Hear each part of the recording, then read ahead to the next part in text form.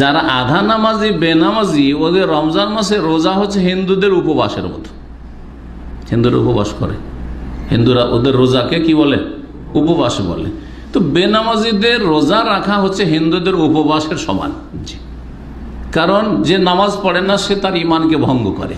কুফরের অবস্থা কোনো আমল কবুল হয় না। কুফরের অবস্থায় কোনো আমল কবুল হয় না। ভালো করে শুনে রাখেন, ফজরের নামাজ পড়েন না, সাহারি খেয়ে রাত 12টায় শুয়ে গেলেন আর রোজা রাখলেন, 4 ওয়াক্ত নামাজ পড়েন, কি আশা করছেন আল্লাহর কাছে? বঞ্চিত হতভাগা। কোনো আশা করেন না আপনি, এই আশা করে লাভ নেই আপনার।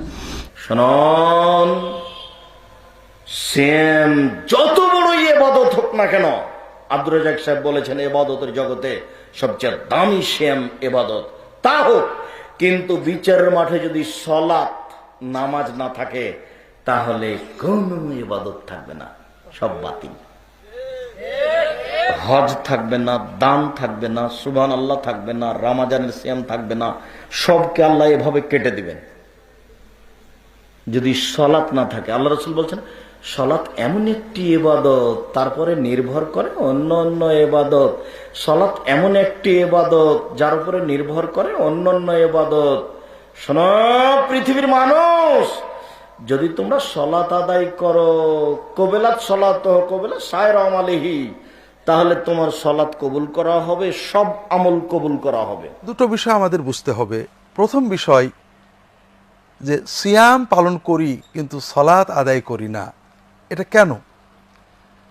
16-17 ঘন্টা 14-15 ঘন্টা একটানা ক্ষুধার্ত পানাহার থেকে দূরে থেকে প্রচণ্ড কষ্ট করে আমরা একটা ইবাদত পালন করছি, অথচ 10 থেকে 5 মিনিটের ভিতরে আমরা সালাত, ফরজ সালাত আদায় করতে পারি, এটা করছি না। এটা মুমিনের কোন চেতনা থেকে আসতে পারে?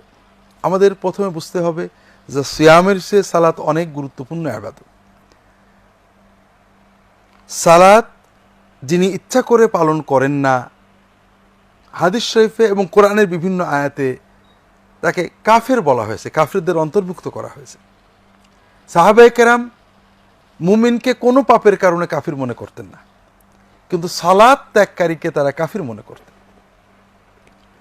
দ্বিতীয় বিষয় হলো, আমরা সিয়াম পালন করতে সচেষ্ট হয়েছি, কিন্তু এরই ভিতরে সালাত তরক করার মতো মহাপাপ করব, এটাই বা কেন আমাদের দ্বারা হবে?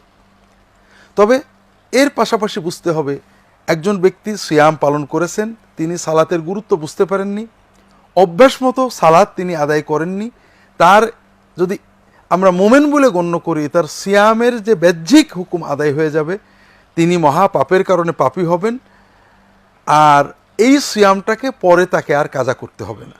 তবে অধিকাংশ স্কলার সালাত ইচ্ছা করে না পড়ায় অভ্যস্ত মানুষকে অমুসলিম বলেই গণ্য করেছে।